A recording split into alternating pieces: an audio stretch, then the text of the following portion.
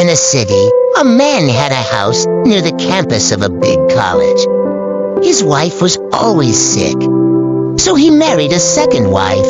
This second wife always kept her head down and used her in the house. The first wife would look up at the sky whenever she wanted to see him. The first wife had a naughty son. His name was Steve. The news spread in the house that the younger wife would also have a child.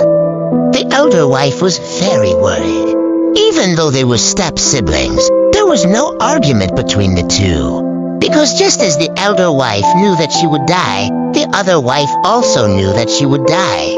Every night, the younger wife would put a thread to the elder wife's nose and look at it.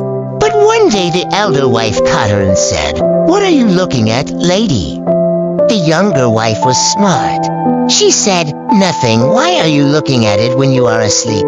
The elder said, "Now I'll sleep forever. But my life is tied to the boy." The younger said with humanity, "Don't worry, Tesab.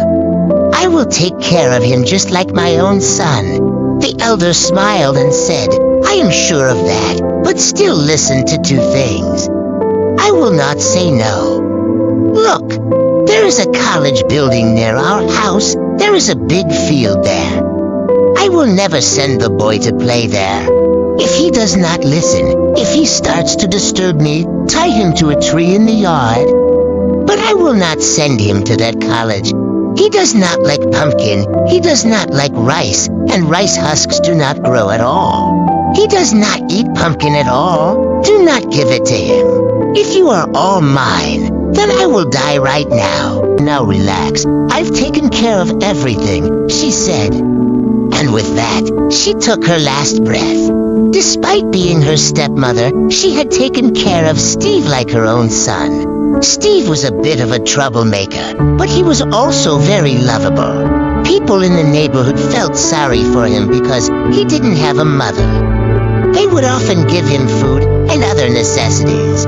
Steve would do small chores for them in return.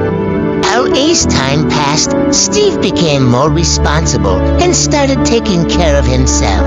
He would cook his own meals, which usually consisted of rice, lentils, and vegetables. He would then head to the college grounds to play with his friends. Despite being a bit of a handful, Steve was a good kid at heart. He was also very intelligent and had a keen sense of observation. One of his professors had taken a liking to him and had offered to help him with his education. "Listen, I'm going to retire in a few years," the professor said. "I think you have great potential. Why don't you pursue a master's degree and become a professor like me? I'll make sure to recommend you for the job." Steve was overjoyed at the prospect. He worked hard and eventually earned his master's degree. When the professor retired, Steve was hired as his replacement. The neighborhood was thrilled to see Steve's success. They had always known he was a good kid, and now he was making a name for himself as a respected professor. On the other hand, the stepson was spoiled, always complaining, and never listening to anyone. He didn't have the desire to study and only made it to 12th grade. The people in the neighborhood would say the stepson grew up under the stepmother's care and became a professor. But she felt guilty, thinking, "I did the opposite of what my husband told me to do, and yet everything turned out well for my son." Friends, the stepmother was indeed a stepmother, but she fought like a real mother. She knew people's mentality and understood that if she told her son to do something, he would do the opposite. She knew human psychology and anticipated how her son would react to her instructions. She wanted her son to study and become someone thinking, "Who will take care of him after I'm gone?" She made arrangements for her son's future and passed away. The purpose of telling this story is that our brain has many important principles. One of the main principles is that we tend to focus on the negative, on what we're told not to do. For example, if someone tells you not to look out the window, you'll likely look out the window. If someone says, "Don't touch the wet paint," you'll probably touch it anyway. This is because of our brain's principle. This principle is now becoming a part of our society. something, we tend to do it even more. Perhaps the stepmother knew about this principle, which is why she used it to secure her son's future. She knew that being a stepmother wouldn't be easy, and she worried about what would happen to her son after she was gone. Her concern was that her son would turn out well, and she made sure that happened. So, friends, in this example, the principle of the mind worked well. But at other times, this principle can be detrimental.